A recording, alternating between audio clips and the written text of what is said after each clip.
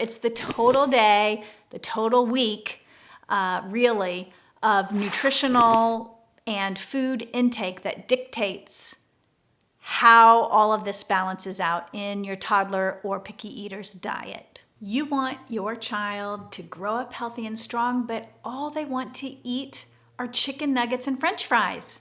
It leaves you frustrated, worried, and wondering if you're doing everything wrong. But I'm here to tell you that there are plenty of nutritious foods your picky eater can eat, and some of them might surprise you.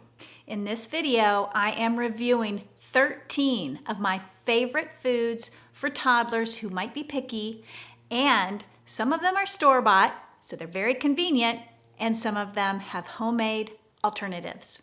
Be sure to hang around to the end because you are going to be relieved as well as surprised when you see what I have to say. Remember, your toddler's diet doesn't have to be perfect to be healthy.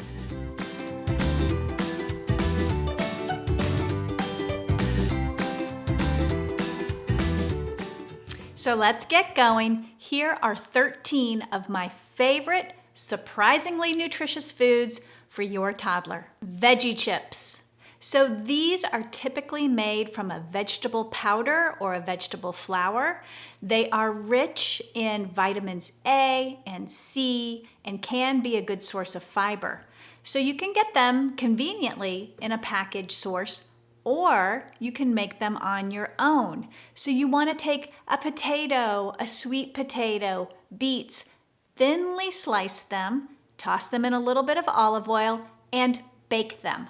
Baking and using the real vegetable makes vegetable chips even more nutritious. 2, pancakes. Who doesn't love pancakes? When my kids were younger, we used to get up every single Saturday morning and make a huge batch of pancakes or waffles. So with pancakes, the thing that makes them even more nutritious is when you can add fruit to them. So I want you to think about banana pancakes or pumpkin pancakes. When you add that extra fruit to the batter, it jacks up the overall nutrition. And what we're talking about specifically is more B vitamins and more iron for your child. Now, of course, lots of kids like syrup on their pancakes, and that's where the extra sugar comes from. Inherently, though, pancakes don't have a lot of extra sugar. So you can count on those for being a very nutritious option for your toddler or your picky eater. Okay, I gotta say it, French fries. Now I know what you're saying, French fries are so unhealthy, they're fried, they're salty. Yes, but let's dial it back. French fries are made from potatoes, which are high in potassium and can be a good source of fiber. And if you make them yourself at home, you really can up the nutrition and minimize those things like salt and extra fat that can send them over the edge from being nutritious to less nutritious. So if you're going to bake them, you're going to slice them up and you're going to toss them in a plant-based oil like olive oil or perhaps vegetable oil, and you're going to bake them. When they're all done, you can add a little bit of salt for flavoring, and they are a lot more nutritious. So French fries aren't necessarily bad. It's all about how you're preparing them. And don't forget, it doesn't have to be the potato in French fries. It can be a sweet potato, and that is even more nutritious with vitamin A and vitamin C as well. When we think about ice cream, we think of creamy, rich, fatty deliciousness. We think of dessert. But have you ever tried a banana ice cream? If you slice up your banana and you freeze it, you can then take those frozen slices and you can whip them. And what happens is this magical thing, they turn into an ice cream consistency. Bananas are a great source of potassium and fiber, and if you add unsweetened cocoa powder or you add some seed butter or even peanut butter, you're adding a source of protein or a source of flavor that makes it even more yummy. Let's talk frozen veggie burgers. So frozen veggie burgers you can find in the freezer aisle of the grocery store. They're oftentimes made with beans and rice, maybe soy. They tend to be low in saturated fat and nutritious. They also can be made with vegetables. They're a great option, they're convenient, and they can be a great way to get more plant-based sources of foods on your toddler's plate. Okay, hold on to your hats. Chicken nuggets. I know what you're saying. You're thinking, those are processed, they're fried. If I'm in a restaurant, they have too much salt. They're not made with all real chicken meat.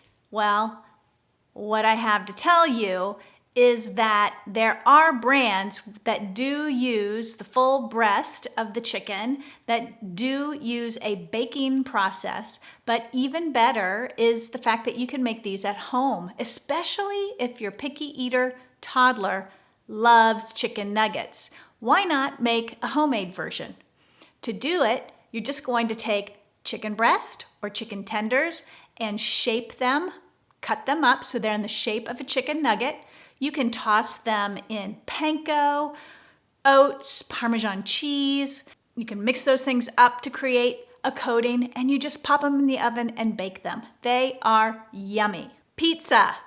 I think pizza is one of the healthiest convenience foods that you can have on your dinner or meal table, because pizza is what I call a combination food. The crust is a grain, the tomato sauce is vegetable, and the cheese is a dairy food group. So you get a lot of nutrition just from those three things combined. The healthiest pizza is going to come from a pizza shop, or if you make it yourself at home. And now grocery stores carry dough, fresh pizza dough, usually in the deli or in the bakery area. And that makes making a homemade pizza so much easier. Plus there are naan breads that you can buy or already pre-made pizza crusts that you can buy, making things so much simpler for you. Macaroni and cheese. Don't we all love macaroni and cheese? I know I do. The thing with macaroni and cheese when it comes out of the box is sometimes people feel it's a little bit too processed. Here's a solution for that. You can add in a vegetable, like chop up some broccoli or some cauliflower and mix it in. Or even take a vegetable puree pouch, like butternut squash, and mix it into the entire made package. You're bumping up the nutrition and the flavor, and you're increasing the overall nutrient density. Now, if you want to make macaroni and cheese at home, make a homemade version, you're just going to find or purchase wheat pasta, whole wheat pasta, or white wheat pasta now they have, and you can boil that up, and instead of adding like a Velveeta cheese or something like that, you can combine cheeses like cheddar cheese and Gruyere cheese, or a little bit of American cheese and cheddar cheese, and add that as your cheese sauce.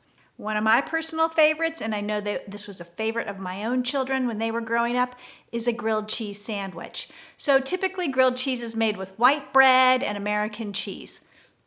Not gonna complain about that. It's delicious, but if you want to bump up the nutrition quality of it, you can buy white wheat bread. So it's a whole wheat bread, but it's white. And so to a child's eye, it just looks like white bread. And for the cheese, you can do American, or if you want to change it up, you can do a cheddar cheese or a Colby cheese that's a little bit milder in the grilled cheese sandwich. Remember, when you're making a grilled cheese sandwich, the grilling part of it camouflages the color of the bread, and now you can get cheeses that are orange or white. So if your child loves American cheese and they're used to the orange or the yellow American, you can typically find a Colby or a cheddar or another type of cheese in the same coloring. Peanut butter and jelly sandwich. Again, people give it a bad rap, but it's actually quite nutritious. Peanut butter or a seed butter as a substitute if your child can't have peanuts has a source of healthy fats and has a little bit of protein in it. The jelly is all sugar, but a lot of times kids don't want the jelly on their sandwich. They just want the plain peanut butter sandwich. And of course, the bread, as we just discussed in the grilled cheese example, you can get a whole wheat white bread. So your child's going to get a lot of fiber and B vitamins from that as well. I mentioned pancakes earlier. The same for waffles. Waffles can be a surprisingly nutritious option for your toddler, and you can make homemade waffles. It's very similar to making pancakes, you just use a different griddle. And you can whip in pumpkin into that batter and make it more nutritious. You can do applesauce. You can do a lot of different things, mashed banana. You can really embellish the batter, making it much more nutritious. And waffles freeze so easily. You just pull them out of the freezer and pop them in the toaster, and it tastes and smells and looks like you just pulled them off the griddle. Crackers. Okay, I know a lot of you out there with picky eaters and with toddlers feel like the entire diet of your child is based on crackers. Well, there are nutritious options for crackers, especially if they're made from a whole grain like whole wheat, and they are lower on the sodium aspect. Even goldfish crackers, you guys, are a pretty nutritious option for toddlers and picky eaters. They tend to be low in sodium. You can get a whole grain goldfish cracker now, so you're going to get more fiber. So even though you feel like, oh my gosh, I'm so embarrassed my child just wants goldfish crackers all the time, you can feel a little bit better about them because they do offer some surprisingly nutritious elements. Cereal. I'm talking ready-to-eat cereal that comes out of a box. Very nutritious. It gets a bad rap. I'm here to tell you, I think it is one of the most nutritious, affordable options that kids will actually eat out there in the grocery store. Cereals tend to be fortified with calcium and vitamin D, iron and zinc. They're a good source of B vitamins. If you get the whole grain kind, they're also going to be a very good source of fiber. The biggest thing is to watch out for the sugar content.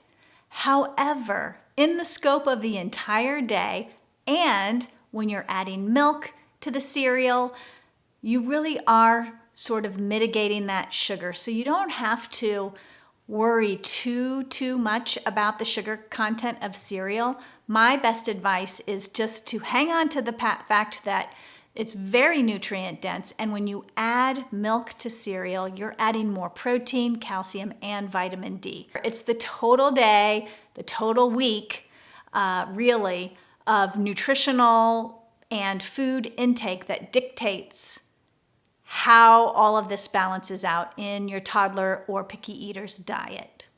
So here are my final thoughts for you. Of course, it's very important that your toddler, your picky eater, your child of any age gets all the essential nutrients that they need to grow well and develop well during childhood. But don't be too hard on yourself. There are lots of foods out there that are very nutritious, and they don't have to be perfect to be able to be included in your child's diet and to add valuable nutrition to their overall dietary eating pattern. If there's a food that your child is eating that makes you worried, rethink it. Try to reframe it. Try to add more nutrition to it, like maybe a puree pack of fruit or vegetables. Or make it homemade where you can control those elements that make you worry, like sugar, for example. Okay, friends, that's it for today. If you need more help around nourishing your toddler or picky eater, make sure you watch the rest of the videos on my YouTube channel. I have a lot of them that I think will be very helpful to you. Until next time, we'll see you soon.